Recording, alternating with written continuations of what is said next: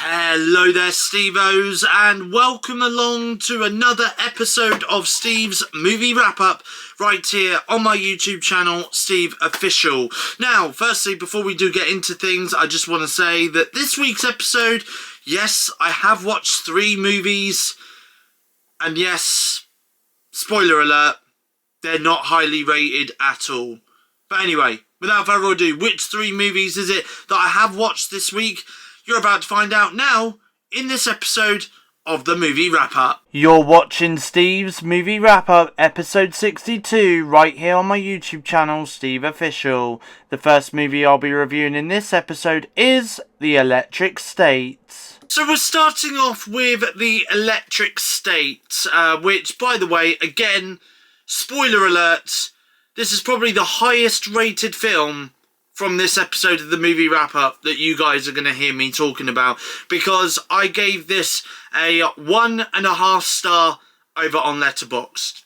Yeah, that's right. Obviously, the other 2 movies I'm going to talk about in this episode, it's even lower in star rating than this movie. Anyway, 1.5 star over on Letterboxd I gave this film.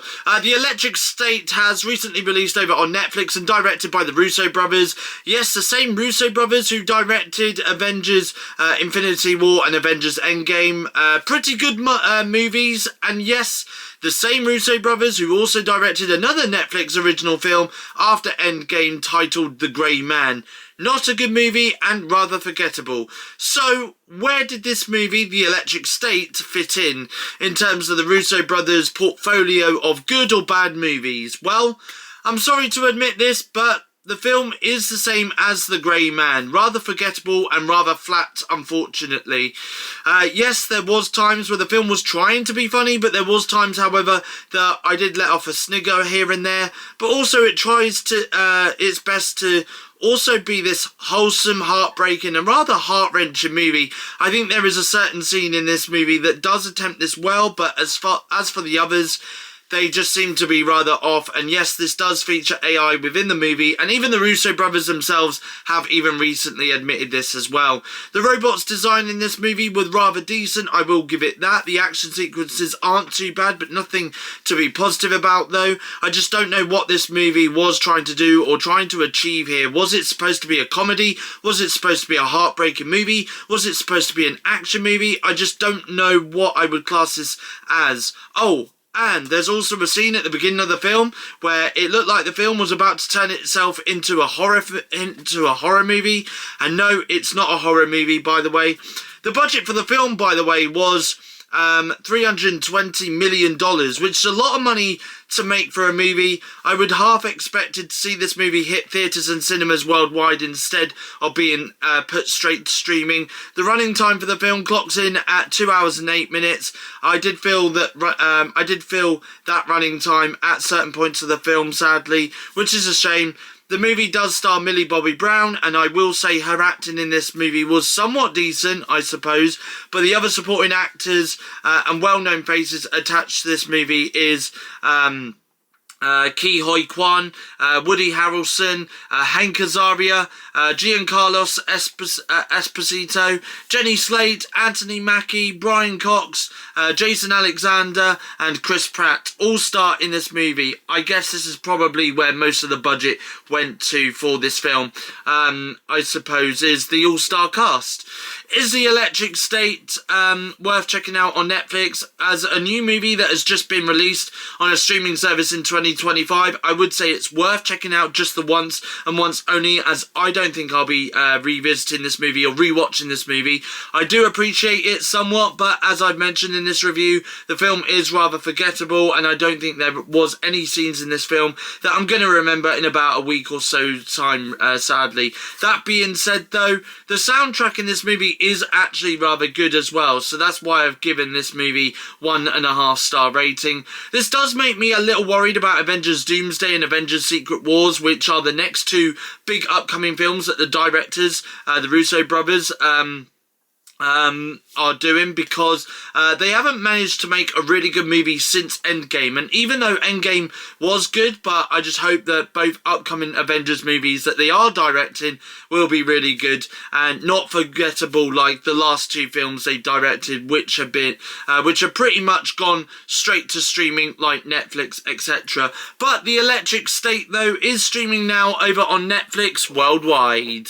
Elevation. Elevation, I gave 1 star on Letterboxd. Elevation is a movie that was released earlier this year, back at the beginning of February 2025, over on Amazon Prime Video here in the UK. And going by the star rating that I have given it over on Letterboxd, which is only a 1-star rating, I think it's safe to say that I didn't enjoy this one a lot. And it's a real shame, because at the back end of 2024, I did actually see the trailer to this, and this did leave me intrigued to give this one a watch. So when I saw this was on Prime Video here in the UK, I decided to sit down and watch this. First thing about Elevation is the fact that you can tell this is a straight streaming kind of movie, because firstly, the green screening and the CGI in this is just so obvious and so painful at times. Even some of the scenes where you would class the characters involved were doing stunts. Yeah, they weren't doing stunts, because again, after all, it was all CGI'd in, or green screened in. I feel as though if this was released on physical media and we had Blockbuster still open, I think it's safe to say you would find this movie in the reduced bin at Blockbuster. Secondly, the design of the creatures, I mean, they weren't too bad looking, I'll admit. I just kind of wish that we hadn't seen the design so early on in the film. If they had kept that bit back for a bit longer, maybe revealing what these creatures look like in the third or final act, then I'm sure it would have been a little bit better. Thirdly, the running time does clock in at 1 hour and 32 minutes, so this is an ideal movie to watch if you're looking for something quick and simple to watch, or to just pass the time, I guess. However, though, does this leave you with more questions than it does answers? Safe to say, yes, this does. I have read some other Letterboxd reviews for Elevation, and some users are saying that there might be a sequel for Elevation. If this is indeed true, number one, I hope the sequel is better than the original, words I thought I would never say about a film. And number two, I do hope that the questions from the original that we are still left with will be answered in the sequel as well. That's only if a sequel is already in the works, though. I know I said about the running time being slightly over 90 minutes, but the thing is, it does leave you with a lot of questions. They never explained why they've got to be 8,000 feet up away from these creatures. I would love to see more backstory of what happened before the apocalypse, before these creatures arrived and took over the world. So if they're not doing the sequel, at least make a prequel of what happened in the run-up to this movie, starting from where it started. I will say, though, the music scoring in this was actually rather half decent. It is supposed to be an apocalyptic thriller, but if I'm honest, there wasn't any really tense moments throughout the running time, which made me feel like I was on the edge of my seat. This was directed by a director called George Nolfi. Never heard of this director before until now that I have watched this. And Elevation does star Anthony Mackie, the same Anthony Mackie that now plays Captain America in the MCU. And also, I swear he's going to start appearing in everything soon. I keep seeing him being cast in a lot of movies lately. Elevation does also star Maddie Hassan and Marina Baccarin as well. Is Elevation something that I will go back and rewatch again in the future, given my thoughts on the movie, and not all of it was positive, and given that I have given this a 1-star rating on Letterboxd, I think it's rather safe to say that I won't be coming back for a second round of Elevation, unfortunately. And again, it's a real shame that I didn't like the movie, because the trailer itself did make this film out to be a good movie. However, though, that being said, if they do end up making a prequel or a sequel to this in the near future, then maybe I will sit down and give that a watch, because like I've said, this movie does leave you with more questions than answers. And also, there was a part of me all throughout watching Elevation where Elevation just reminded me of another apocalyptic thriller called A Quiet Place. The only difference is, in A Quiet Place, they have to be silent, whereas in Elevation, they have to be 8,000 feet above these creatures. It's almost like someone watched A Quiet Place, wanting to come up with a similar version with a similar formula to that movie, then this is what they came up with. Finally, before the end of the review, would I also recommend anyone to watch Elevation? If you enjoy seeing Anthony Mackie, then I'm sure you'll have a great time with this. If you enjoy a movie that is a couple mins over 90 minutes, something quick and simple to put on, even for background noise, then sure, put this film on, but I definitely would rather recommend people do watch something else other than Elevation. I think it's funny actually, because Elevation is a movie that my sister and her partner put on to watch at the end of February when I stayed with them. I didn't watch it personally. I think I got too tired and ended up falling asleep, but I think they both got halfway through the film, then walked away, and the movie was just still on, but just as background noise though. So I think it's safe to say that even they became less interested in the movie halfway through. But Elevation is now streaming on Amazon Prime Video here in the UK. The Fourth Kind. The final movie I've watched this week is The Fourth Kind, which I gave 1 star over on Letterboxd. The Fourth Kind is a movie that was released way back in 2009. I think I have seen this being recommended on Twitter by a horror community page, but let's face it, was this a horror movie? No, it wasn't. This was classed as a sci-fi thriller, but was this a thrilling movie? Sadly, this wasn't thrilling. This wasn't edge-of-your-seat stuff, although I will admit, given the topic/themes of the film, yes, I would class this as a sci-fi film. Did I enjoy The Fourth Kind? Sadly, I didn't, unfortunately, which is a real shame because I have had this movie on the watch list to watch on Letterboxd for a very long time, so now I have finally got around to seeing it/watching it. It does make me sad that I didn't really like this film at all. The Fourth Kind I thought was going to remind me of another movie, Lake Mungo. That's what I thought was really going to happen. I thought it was going to use the same formula, but sadly it didn't. The script/dialogue was rather atrocious and very weak as well. There are some stunning bits of scenery though, which is rather decent. It's really funny because I'm in this movie. Some of the characters at the beginning were talking about an owl that is at their window every night, a white owl to be precise, and even before they showed us glimpses of this owl that the characters were talking about, it just instantly made me think of that white owl that is from the Harry Potter movies, and it just kind of made me laugh at times. And then they showed us glimpses of this said white owl, and it just made me think of the white owl from Harry Potter even more. Speaking of the white owl that these characters were seeing, they also said that the white owl ended up in their rooms/homes, despite the fact that the windows were not open. So did the aliens just manage to get the owl on the other side of the characters' windows then, without the fact that they needed to have their window open? I do love the fact that they did say that what we were about to see in this film, it was based on a true story/true events, and then things is the problem I have is the fact that it didn't seem to be rather convincing that the film was based on a true story or based on true events. It just seemed to be an acted out event being acted out by another actress who is portraying exactly what happened in the actual clip. I will say though, the timing of the scenes happening at the same time does work, and it is great, by the way.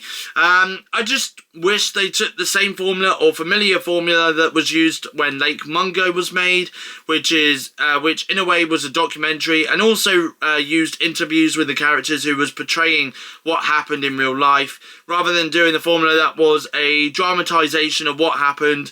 I think it would have been more realistic doing a documentary or mockumentary type movie than what we was given here. The only reason why I have watched The Fourth Kind is because it's only available for a few more days on Prime Video here in the UK before you have to rent or buy the movie, and in a way I am glad that I have now watched this because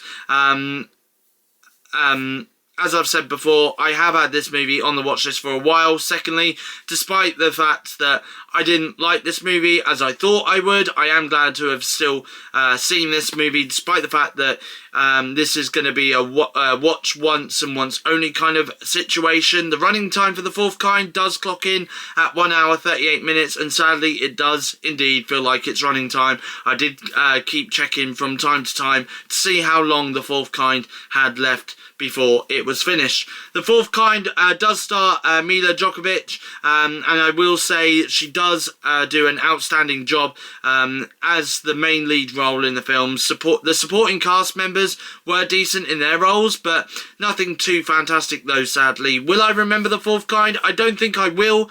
It already feels like a rather forgettable movie.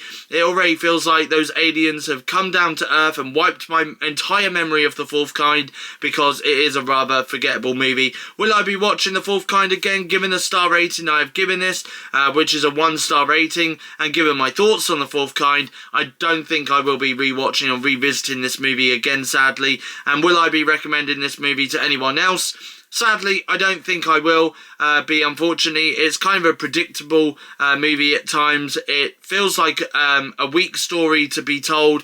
It does feel like it's running time at times as well, and it doesn't really feel thrilling or horrifying in any way at all. But The Fourth Kind is available to buy and rent on digital platforms right now. And that is everything that I have watched in terms of movies this week. Next week's episode of the movie wrap-up, by the way, I should be going to the cinema and seeing some of the cinema releases that have been recently released in cinemas, like Novocaine, Black Bag, and also Flow as well. I want to give that one a watch as well. There's quite a few movies that have come out in cinemas that I definitely do want to check out and watch. So hopefully in the next episode, not only will I have some movies that I've watched on streaming, but I'll also have some movies to talk about that has just been recently released in cinemas and stuff. So anyway, we'll go from there in next week's episode. But I hope you guys enjoyed this episode of the movie wrap-up. If you did, please feel free to give it a thumbs up. Leave a comment in the comment section down below. Let me know what movies you've been watching over this past week, whether it's old, new, VHS, DVD, Blu-ray, streaming, cinemas, even on a projector, you know, anything. Let me know what movies you guys have been watching this past week, and let me know whether you thought those movies were good, bad, terrible. Never watch it. Feel free to let me know in the comment section down below. And as always, if you are new around here and you like what you see, feel free to hit that subscribe button down below to become a Steve-O. Don't forget, of course, my next episode of the weekly vlog will be coming out tomorrow, Monday the 31st of March 2025 at 4 PM UK time. That's when that'll be released, and then that'll be it for weekly vlogs for a couple of weeks. Okay, the weekly vlogs will then be back on my YouTube channel, SteveOfficial, from the 21st of April 2025 at 4 PM UK time, and going forwards from there on.